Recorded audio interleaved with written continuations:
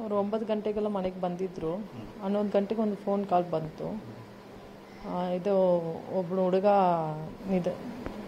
ಸುಸ್ತಾಗಿ ಮಲ್ಕೊಂಡ್ಬಿಟ್ಟಿದ್ದಾನೆ, ನೀರು ಹಾಕಿದ್ರೂ ಎದ್ದೊಳ್ತಾ ಇಲ್ಲ ಅಂತ ಹೇಳ್ತಾಯಿದ್ರು. ಆಮೇಲೆ ಇವರು ಹೋದರು. ನಾ ಬೇಡ ಅಂತ ಹೇಳಿದೆ, ಆದ್ರೂ ಹೋದರು. ಏನಾದರೆ ನಮ್ಮ ಮೇಲೆ ಹೆಚ್ಚು ಕಮ್ಮಿ ಬಂದುಬಿಡುತ್ತಂತ ಇದಾಗಿ ಹೋದರು. ಅಷ್ಟೇ ನನಗೆ ಗೊತ್ತಾಯಿತು. ಆಮೇಲೆ 2 ಗಂಟೆಗೆ ಅವ್ರ ಬಿಲ್ಡಿಂಗ್ ಓನರ್ ಫೋನ್ ಮಾಡಿದ್ರು, ಈ ಥರ ಆಗಿದಂತ. ಇಲ್ಲಿ ನಮ್ಮ ಓನರ್ ಅವರನ್ನು ಕರ್ಕೊಂಡು ಹೋದ್ವಿ ಅಷ್ಟೇ ಸರ್.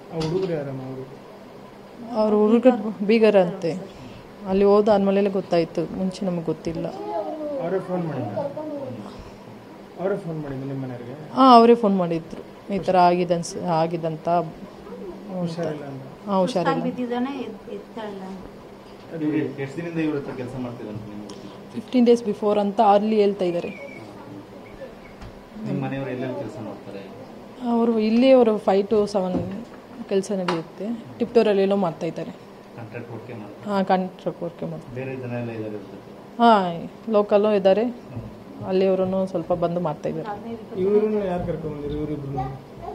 ಸರ್, ಅವರೇ ಓನಾಗಿ ಬಂದ್ರಂತೆ, ಇವ್ರಿಗೆ ಗೊತ್ತಿಲ್ಲ. ಸಡನ್ನಾಗಿ ಬಂದಿದ್ದಾರಂತೆ, ಹಂಗೆ ಸೇರ್ಕೊಂಡಿದ್ದಾರೆ. ಹಾಂ, ಇವ್ರು ಕೆಲಸಕ್ಕೆ ಕೇಳ್ಕೊಂಡ್ಬಂದಿದ್ದಾರೆ. ಹಾಂ, ಅದೇ ಬಿಲ್ಡಿಂಗಲ್ಲಿ ಉಳ್ಕೊಂಡಿದ್ದಾರಂತೆ. ಗೊತ್ತಿಲ್ಲ ಸರ್. ಇಲ್ಲ ಸರ್, ನನಗೆ ಗೊತ್ತಿಲ್ಲ. ಅದೇ ಸರ್, ಈಗ ಒಡವೆನೇ ಇದು ಮಾಡ್ಕೊಂಡು ಹೋಗಿದ್ದಾರಲ್ಲ, ಮೇ ಬಿ ಅದು. ಚೈನು, 2 ಉಂಗುರ,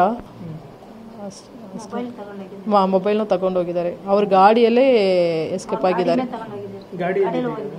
ಗಾಡಿಯಲ್ಲಿ ಇವರು ಹೋದ್ರಲ್ಲ, ಈಗ ಬಸ್ ಸ್ಟ್ಯಾಂಡಲ್ಲಿ ಬಿಟ್ಟು ಹೋಗಿದ್ದಾರಂತೆ. ಹಾಂ, ಪೊಲೀಸರು. ಹೌದು.